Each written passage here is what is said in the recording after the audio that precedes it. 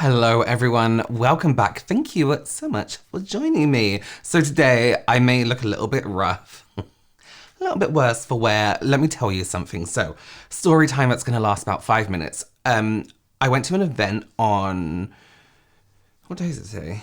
Yesterday? No. Thursday, 2 days ago. I mean, the day is irrelevant because I'm posting this on a completely different day. Anyway, went to an event, right? And do you ever find that the longer you give yourself to get ready for something, the more messed up your makeup becomes? Or the more you fiddle with your makeup, or the more you try to add, or the more you try to tweak and do your hair, you keep adding and adding and adding and everything goes wrong. So I was getting ready for this event and I had a lot of time. So I was like, you know what? Let me try this product I've never tried before. And I'll tell you which one it is a little bit later. I don't know if you can see around my nose here, where the skin is kind of like red raw. It actually isn't showing up as much on camera, but you can see I have some red, really dry patches on my skin. My skin is in pain. I am dry, I sting. So I'm taking a break from applying makeup to my face right now. This has happened to me before. I've done something like this before, and there was one product that fixed it from Crave. It's a Great Barrier Relief, which I use. I don't use anything else. I'll wash my face and then I'll just pop that on top and it fixed it. That's not an ad. I stole it from my brother, so I didn't even buy it.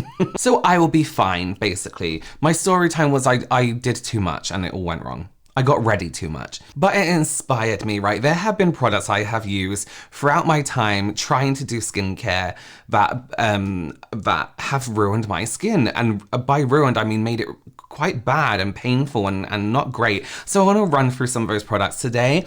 But let me just tell you, if you're here thinking that I am the skincare twin, which is my brother James, that's not me. I don't know anything about skincare. But can I tell you how to prep your skin so oil doesn't come through, or you're not dry and your makeup can sit well on top? Absolutely. I can tell you how to make your skincare routine pre-makeup beneficial to your makeup, not necessarily to your skin. Let's start with this. What happened here? So I was gifted this wonderful little set from Fenty Skin, and I've put this set in my suitcase, right? I have a suitcase that's pre-packed for when I need to travel somewhere, so I don't forget skincare, I don't forget all the basics. So it's packed up with all the basics, and this Fenty set is in there. One of the products in there is called Pre-Show Glow Instant Texturizing 10% AHA Treatment Reusable Applicator.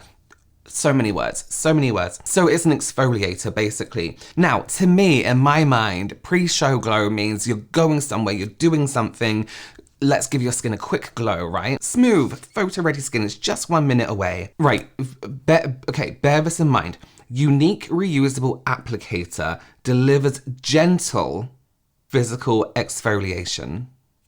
Gentle, remember this. And then it suggests on how to use it, but you use it for 30 to 60 seconds. That's a minute or half a minute. And it says rinse, pat dry, follow a toner. If using during the day, make sure you follow up with Hydra Visor, which is their SPF, which is a really nice SPF and great under foundation. And then it says best use like once a week for people with sensitive skin. And it does say you can apply with fingers and not the thing. I don't have sensitive skin. In my eyes, I don't think. Maybe around the eyes I get quite sensitive. Some masks, like if I go too high, will hurt a little bit. So I use it. I use a tiny amount on their little cloth and gently like scrub my face, thinking, I just keep catching like bits of my skin that just look red. Like you can see like little patches here. All was going well. I was like, great, washed it, and my skin did feel like squeaky clean. Like it looked really nice and glowy, shine, pre-show glow. It looked great. It looked really good. And then I started realizing that my face hurt. It was really, really hurt. Painful. Listen, I've used AHAs before. I used a Paula's Choice thing. This is how terrible I am with skincare. Honestly, I don't even know the names of what I'm using. I'm good with AHAs. This was too much. My skin instantly went bright red. And I was like, I can't not put on makeup. I'm going to this event. My skin now looks terrible. If I'm not gonna wear makeup, I'll put on like a little bit of highlighter on my cheeks and do my brows. Done. But I was like, my skin is now bright red. I'm going to an event. I need to put on some kind of makeup, So I put makeup on it. Painful, very painful. Washed off my makeup later on. Double cleanse, used an oil and a cleanser. But when it came to, I was patting my face dry, and even that was painful. I was in so much pain. And even here now, you can see how red it's gone. It's really dry here. I did just put on the barrier relief thing, so it's not as crusty as it was. But it's, look, like my skin never looks like, when have you seen me like this? Well, a little bit, just not usually that obvious. It's just so dry, and it's itchy. It's itchy as well. It's really, really painful. Worst things have happened, I guess. Okay, talking about making my skin dry, something that I really didn't think would do this, but really mess with my skin, was the Oil-Infused cleansing water from Garnier. So I bought this, right, with the idea in mind. I take my makeup off in a day when I'm recording videos 3 to 4 times in one day. That can be sore on the face and on the eyes. And although I do it as gently as I can, sometimes it does just get a little bit too much, especially if there's products that stain the lid or I'm wearing something waterproof. And so I'll use like an oil-based makeup remover to remove the eye makeup, and the rest I will double cleanse off my face. So when I saw this micellar water with oil already in it, I was like, oh my God, great. That is gonna break down my makeup really, really well. And to be fair, it did. But after using it for about a day to a week, I realized that my skin was becoming incredibly dry, and I was like, it can't possibly be it's oil. And I don't know anything about skincare. I know oil doesn't necessarily hydrate the skin, right? But I was like, it can't be that. It can't be that. It was the only thing I changed, and as soon as I cut it out, my skin went back to normal. But I mean, everywhere was dry. My eyelids were dry, under eyes were dry, and you know when you get dry under eyes and it starts to get a bit red here and it gets all crepey, creepier than usual? Of course, these bits were dry because I just love to be dry. It was horrendous. It was so crusty. It was crusty dry. And my micellar waters, if I'm using them, I will always rinse them off, even if they say you don't have to. I always do. I use it as like a quick get off, and then I will, do makeup again and then quick take it off, do makeup again. But once I'm finished, everything comes off with a double cleanse. I can't help but buy in bulk. If I could go to Costco and buy everything in bulk, I absolutely would. So of course I bought like 4 or 5 of these things thinking, oh, they're gonna be great, and ended up giving them away. I don't mind spending a little bit of money on things that are to do with work or my job or whatever. But to be fair, I wouldn't even put them in my own personal makeup kit that I don't use it myself for like weddings and things like that, because what if it did mess up someone else's skin? It also describes itself as gentle on the skin, but I did find it quite rough. It felt dry almost. You know, like those dry oils you get and you kind of move it across the face and you feel it feels a little bit, not grainy is the wrong word, but it does feel like textured in a way. It didn't feel soft, it didn't feel smooth, it didn't feel oil-like in any way. So the next one is a little bit different. This is something I saw online. For those of you who, actually I probably don't really mention it much, I love that native deodorant, like the natural deodorant, because for days where I'm not really going anywhere, but I don't want to smell like crap, I like to use a natural deodorant or one of those salt stick deodorants. They work really well, work incredibly well, actually, better than I ever thought. And I've been using those for a few years now, a few good years. I did a sponsorship with them ages ago. They sent me the products and I tried them out for a while because I was like, interesting, like deodorants that come in fragrances and smells. And I love to collect things. So I had if they sent a set of 3, and it was incredible. And since then I've been using them. And when I go to the US, if I'm in Target, I'll grab some little travel ones or something like that. But before discovering them, I found this, I can't find it online. I need to try and find it. I think it was called Matcha Monkey or something like this. Love the smell of matcha, love artificial banana. So I found this one online. I hope it still exists just so I can show you what it is. And they did a wide range of things on their website. It was like deodorant, tea, coffee, all this kind of stuff that involved matcha. Beautiful, love it. But this deodorant, when I tell you, I put it on, great, having a great time. I'm at home. Doesn't matter that there's a light paste on my armpits.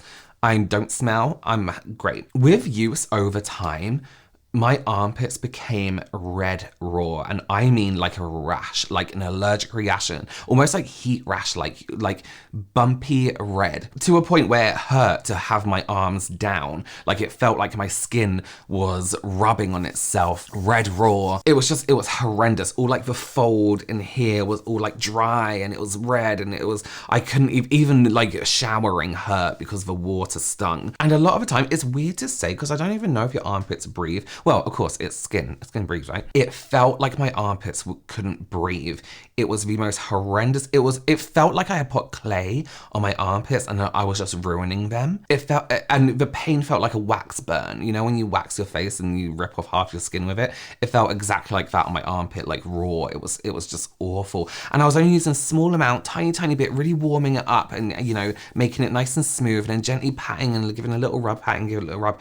It was just awful. I don't know if my skin has some kind of reaction to it. I've used matcha products before. I'm not allergic to it. Banana, all good. So I don't know what it was about that one product, but oh my God, it was awful. It put me out of action for a few days. Okay, the next thing, I don't know if any of you have ever heard of Obagi before, but it's a prescription skincare line, basically, which I was using. It's such a, what's the word? You have to use it to see results. Of course you do. That's how skincare works. But it's a routine set out to you from an expert in the range, and basically they set out this routine for you. I was using it for a good like few months and then just dropped the ball on it basically, and I was loving it. I absolutely loved the way my skin looked. My nose looked a lot better. I'm quite porous on my nose in terms of blackheads. It was starting to look so much better. Same with my cheeks. I had some sun damage on my cheeks that were fading. This redness is still terrible from this dryness. Can't believe how much that Fenty thing's ruined my skin, honestly. I still love some of the other stuff, by the way. Even my eyelids look puffy, actually. Okay. One thing I did experience with it though, and I just stopped immediately and just used it on my face, was my neck went extremely dry. All these things are just making my skin dry. However, I seem to get extremely sensitive on my neck. This whole area here, it was mainly the middle, got really dry and red raw and flaky. Like the skin was actually flaking off, like almost like dandruff on your t-shirt. But it was horrible. You know when it becomes uncomfortable and scratchy and itchy, but you can't help itch it? It really did kind of get the better of my neck area. This whole area here, in fact, just started to get really incredibly dry. Now, I don't know if that's because I'm not good at like rinsing my neck after I've applied the face wash. You know, maybe I give it like a quick pass through and leave traces behind, whereas I would concentrate more on my face a lot more. I used to get that with my hands when I was really young. I wasn't drying properly after I washed my hands, after whatever.